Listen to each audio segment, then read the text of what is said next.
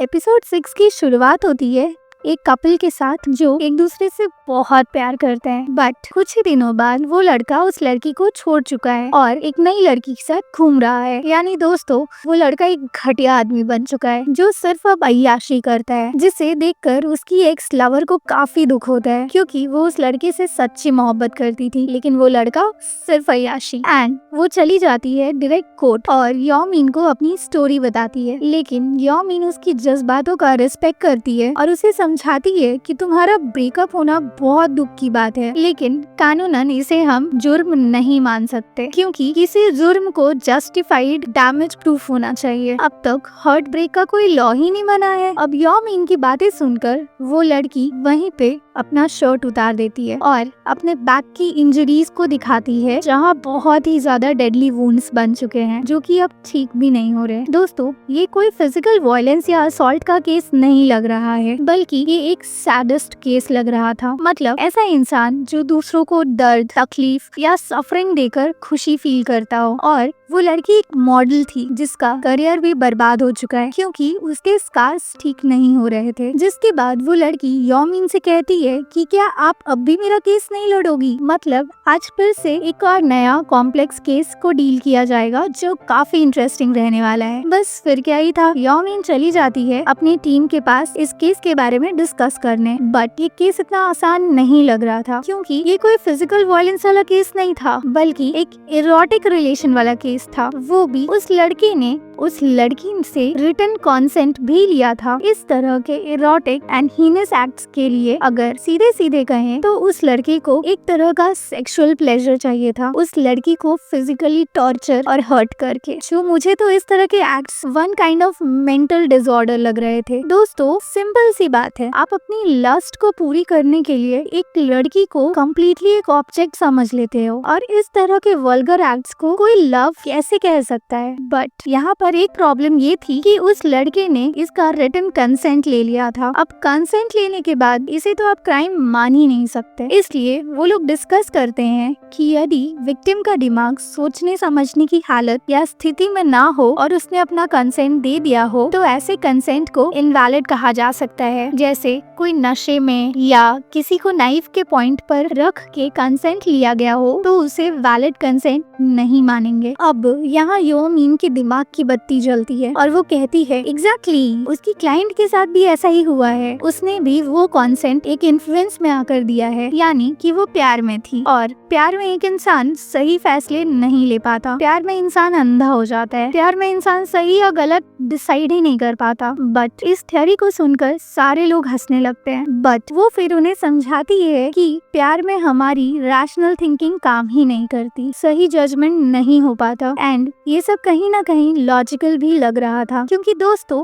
अगर आप लोग भी प्यार वाले फेज से गुजरे हो तो आप भी अग्री करोगे यॉमिन की इस थ्योरी से। और होता बिल्कुल ऐसा ही है, सारे लोग अग्री भी हो जाते हैं यॉमिन की इस थ्योरी से। सियोक हूँ फिर कहते हैं कि उनके इस तरह के केस में काम करना उनके लिए एक ऑनर है क्योंकि ऐसे क्रिएटिव केस में काम करके नए विजन्स एंड सेफ्टी लॉज आएंगे जिससे सोसाइटी में इसका बहुत बड़ा इम्पैक्ट पड़ेगा। एंड फाइनल कंक्लूजन यही रहता है कि अब वो लोग इस केस में लग गए हैं कि किसी तरह उसका ये कंसेंट को इनवैलिड डिक्लेयर कर दिया जाए। इसके बाद कहानी एक पास्ट इवेंट की ओर दिखाई जाती है जहाँ एक लेडी है मिन जियोंग जो हमेशा खाते ही रहती है और वो ओवरवेट हो चुकी है एंड उसका ना ही कोई रिस्पेक्ट है ना ही कोई सेल्फ एस्टीम। उसके पति और उसकी सासू माँ अक्सर उसे गालियाँ और जलील करती रहती हैं। उसके पति का तो एक अफेयर भी हो रखा है और अब वो मिन जियोंग से डिवोर्स डिमांड कर रहे हैं, बट मिन जियोंग डिवोर्स के पेपर में साइन नहीं करती है क्योंकि उसे फिक्र है अपनी बेटी की। इनडायरेक्टली वो अपनी बेटी को एक स्केपगोट बनाती है ताकि उसका डिवोर्स ना हो, बट लिमिट तो तब क्रॉस हो जाती है जब उसकी बेटी भी उसकी इज्जत नहीं करती। यानी जैसे सारे लोग उसे ट्रीट कर रहे हैं एग्जैक्टली वैसे ही मिन जियोंग की बेटी भी उसे ट्रीट करती है। शायद इसी पॉइंट से मिन जियोंग का जमीर जागता है और वो ट्रांसफॉर्म हो जाती है। आज के प्रेजेंट डेट में वो एक सक्सेसफुल लॉयर और एक फिटनेस फ्रीक बन चुकी है और ये पास्ट इवेंट्स को वो जब सोच रही थी कि तभी वहाँ जिन वू आ जाते हैं एंड शायद मुझे लगता है अब इन दोनों की तो कुछ केमिस्ट्री बनने वाली है। बट अबव ऑल मिन जियोंग की बैक स्टोरी मुझे बहुत ही इमोशनल और मोटिवेशनल लगी। कमाल का ट्रांसफॉर्मेशन रहा है उस लड़की का। फिर सीन शिफ्ट होती है और यहाँ यो मिन उस विक्टिम लड़की से कुछ क्वेश्चंस पूछती है। उसका पहला क्वेश्चन था, क्या तुम एक मिसोजिनिस्टिक हो? विक्टिम कहती है, नहीं, वो ऐसा कभी नहीं हुई। यो मिन, फिर तुमने ऐसे वल्गर कंसेंट क्यों दिए? विक्टिम, मुझे डर लग रहा था कहीं वो मुझे छोड़ के ना चला जाए, क्योंकि जब वो था तो ऐसा लगता था कि उसके पास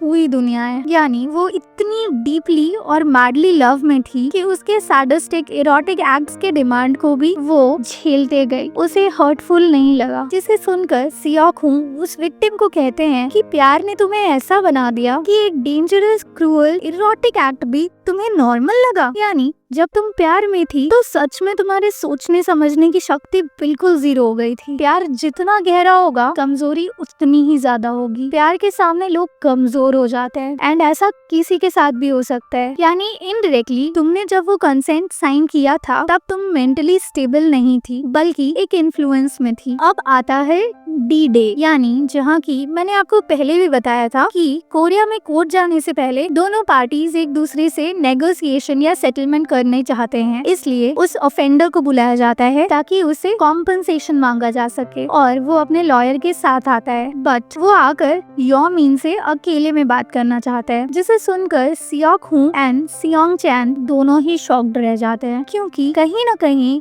आज भी सियोंग चैन यो मिन की केयर करते हैं एंड सियोक हूँ भी एज अ मेंटर उसकी केयर करते हैं। बट यो मिन अग्री कर जाती है अकेले बात करने के लिए। एक चीज मुझे यहाँ सबसे ज्यादा कॉमेडी लगी कि ऑफेंडर एक तो पूरा बदनाम हो चुका था, मतलब सारे लोग उसे एज अ रेपिस्ट देख रहे थे, इसलिए कोई भी नहीं चाहता था कि उसके साथ कोई भी लड़की जाए। इसलिए वो एक टोन भी कहता है, मुझे यो मिन से बात करने दो, मैं उसे खा थोड़ी ना जाऊंगा। अब यहाँ यो मिन अकेले में कुछ बात करके वहाँ से निकलती है, और निकलने के बाद वो ऑफेंडर आके यो मिन की बालों को खोल देता है, जिसे देखकर फिर से सियोक हूँ एंड सियोंग चैन दोनों ही स्टन्ड रह जाते हैं और कहीं ना कहीं जेलस भी फील करते हैं। फिर यो मिन सियोक हूँ के पास जाकर बताती है कि उस रूम में आखिर हुआ क्या। आखिरकार उस ऑफेंडर ने विक्टिम से की गई क्राइम को एक्सेप्ट कर लिया और एक ब्लैंक चेक उस विक्टिम के नाम कर दिया, ताकि वो उसे एज अ कॉम्पनसेशन समझकर रख ले for all her damages. But दोस्तों, यहाँ पर उस ऑफेंडर की नीयत ठीक नहीं लग रही थी। वो अपनी बातों से यो मिन को ट्रैप करना चाह रहा था। ऐसा लग रहा था कि वो यो मिन को पसंद करने लगा है और यो मिन को अपने साथ डेट पर ले जाना चाहता है। बट यो मिन उसकी सारे बातों को डिनाई करके मूव ऑन कर जाती है। एंड अबव ऑल उसे अपने स्टेटस की भी चिंता थी कि ऐसी न्यूज अगर पब्लिकली हो गई तो उसकी सारी इज्जत चली जाएगी, क्योंकि वो एक बहुत ही रिच आदमी था। बट ये सब बातें सुनने के बाद सियोक हूँ कहते हैं कि ये जो केस है